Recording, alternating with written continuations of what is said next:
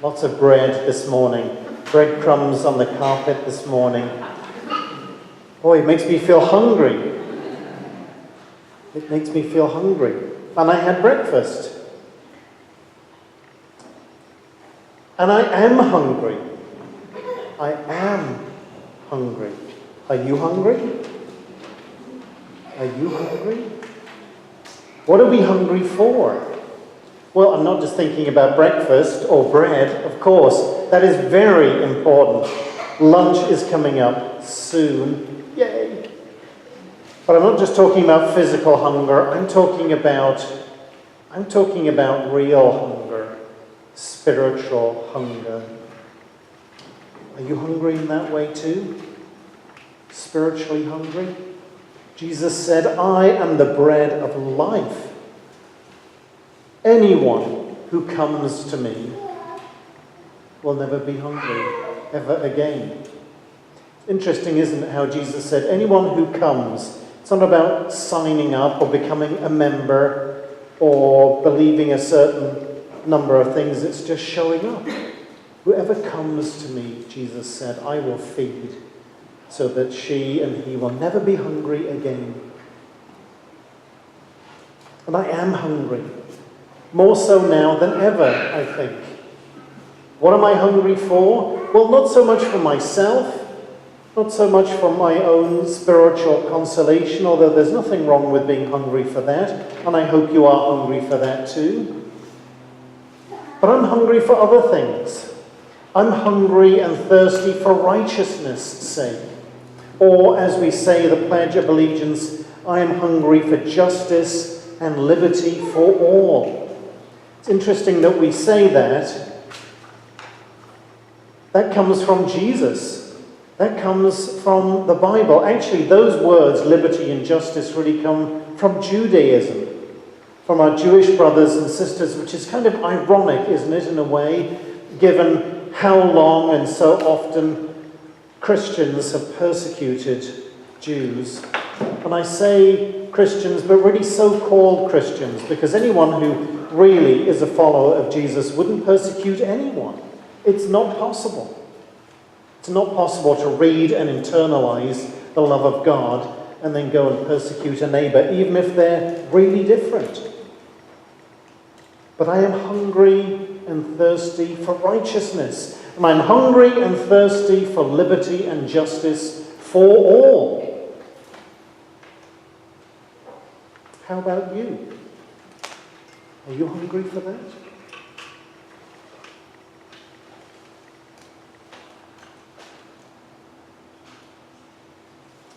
I am hungry for every worker in this country to have a living wage. It is, and I think I said this a few weeks ago, but it is so kind of stayed with me. There was a survey done that was in the Washington Post a few weeks ago.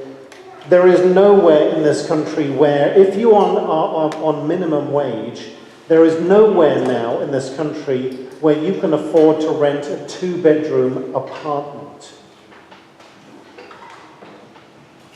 I am hungry for the time when somebody who shows up for work, who does a full day's job, gets paid enough to live in dignity, to put food on the table, and doesn't have to make the choices between, do I buy school supplies for my children? Do I replace the clothes that are falling off them? Or do I pay my bills? Or do I go to the grocery store? I am hungry for an end to that. I am hungry for health care for all. And I really don't care what it looks like, what we call it, what labels we put on it. I have seen too many individuals who think they're okay, who have some kind of health crisis, which is bad enough, and then it becomes a huge financial crisis, some of whom have gone bankrupt as a result. Health costs are the single largest reason for personal bankruptcy in this country. You're sick, oftentimes really sick, And then you've got the stress of a whole bunch of bills on top of that. I am hungry for an end to racial profiling. Anybody, and it doesn't matter what you look like, should be able to walk down the streets of our nation, drive a car wherever they want within the law, and not have to worry about being pulled over just because of the way they look. And then concerned that it could turn into a life or death situation.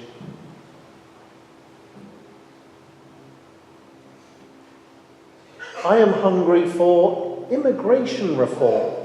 It's interesting how we're sort of paralleling with what's happening in Great Britain. You know, Great Britain with Brexit and the whole thing about we don't want any more foreigners coming into this country because they are taking our jobs. Interestingly enough now, there is a huge shortage of farm labour and other labour, construction workers in the UK right now. And millions of tons of agricultural products in Great Britain will rot in the fields because there aren't enough people to work them. Traditionally, people from Central and Eastern European countries used to go and work the fields. Because, whoa, guess what? English people don't want to do those kind of backbreaking jobs. Really? And I'm sure there are all sorts of reasons why not. And it's the same in this country. Millions of tons of agricultural products this year will rot in the fields because there are not enough workers. Stahlbusch, for instance, do not have enough workers. They're hiring 14 and 15-year-olds because Americans don't want to do the work. I'm hungry for a roof over everyone's head. I mean, it is pitiful going downtown, going to Portland, going to any city, seemingly however large or however small, and seeing people on the streets begging. And people living in tents. As I said a few weeks ago, if you would like an education, go behind Home Depot. Many of us go to Home Depot. Some of us go quite a lot. If you would like an education into another side of Corvallis, the side that most of us do not even like to dream about, let alone think about, go behind Home Depot and see what you find. I am hungry for decent public education. You know, parents, and we've been through this, parents should not have to worry about what area they buy a house in so they're in a particular school district that they get the decent school. Ask anybody who lives in Portland. It really depends on where you live in Portland as to what kind of education your kids will get. And, you know, if they get a good education, they stand every chance to be successful. If you get a mediocre or crappy education, you're already at the bottom of the heap. And it can sometimes take a lifetime to undo that, and maybe never. And gender equality. In our Bible study, we were talking about that, and somebody said, you know, I'm looking forward to the day, and this is a paraphrase, I'm looking forward to the day when we can see each other not as men and women, but just as people.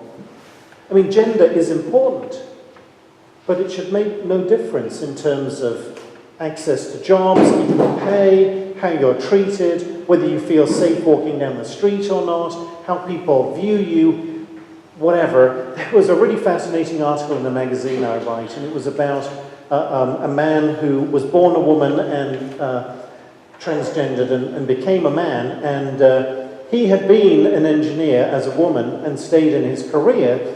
And the interviewer asked him, well, what sort of things are different now being a man, you know, just in society? And he said, well, one of the interesting things, well, two things. One is, he said, I am no longer interrupted mid-sentence anymore.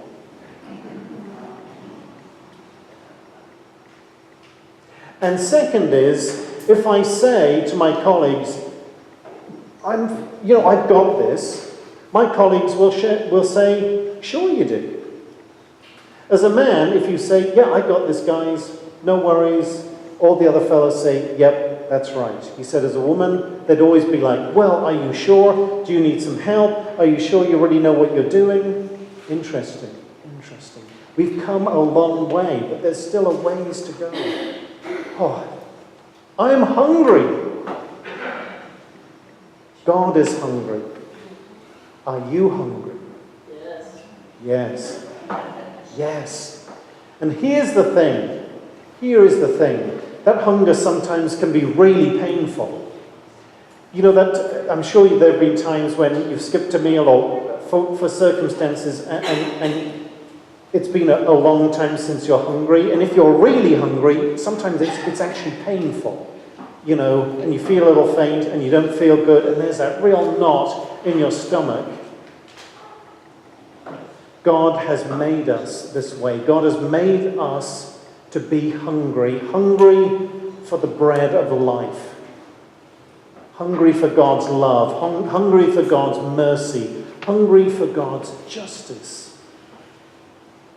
Hungry for God's liberty. That is the way God has made us. Why? So that we won't put up with second best. So that we won't just sort of make do and mend. So we won't be fobbed off with, oh, well, we understand, but now is not the right time. It's not really convenient. You know, wait until everybody's on board. Jesus said, behold, I stand at the door and knock now. Now the kingdom of God is at hand.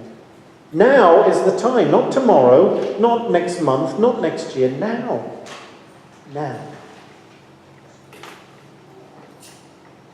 I am hungry. I hope you're hungry. And Jesus said, I am the bread of life. Amen.